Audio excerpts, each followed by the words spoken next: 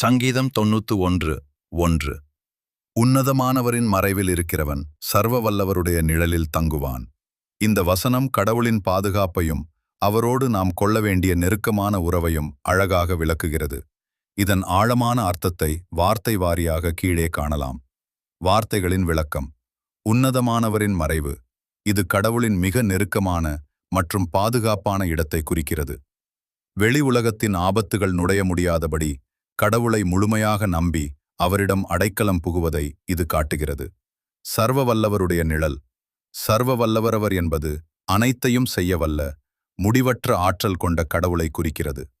சுட்டெரிக்கும் வெயிலில் ஒரு பெரிய மரத்தின் நிழல் எப்படி ஆறுதலையும் பாதுகாப்பையும் தருமோ, அதுபோல வாழ்க்கையின் கடினமான நேரங்களில் கடவுள் தரும் அரணையும் அமைதியையும் இது குறிக்கிறது. தங்குவான். இது ஒரு நாள் மட்டும் சென்று வரும் தற்காலிகமான செயலல்ல.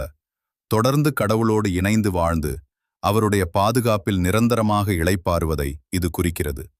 மையக்கருத்து. வாழ்க்கையில் எவ்வளவு பெரிய ஆபத்துகளோ நோய்களோ துன்பங்களோ வந்தாலும் கடவுளை தமது புகலிடமாக கொண்டு அவரோடு நெருங்கி வாழ்பவர்களுக்கு சர்வ வல்லமையுள்ள கடவுளின் முழுமையான பாதுகாப்பும் அரவணைப்பும் எப்போதும் கிடைக்கும் என்பதே இந்த வசனத்தின் அர்த்தம்.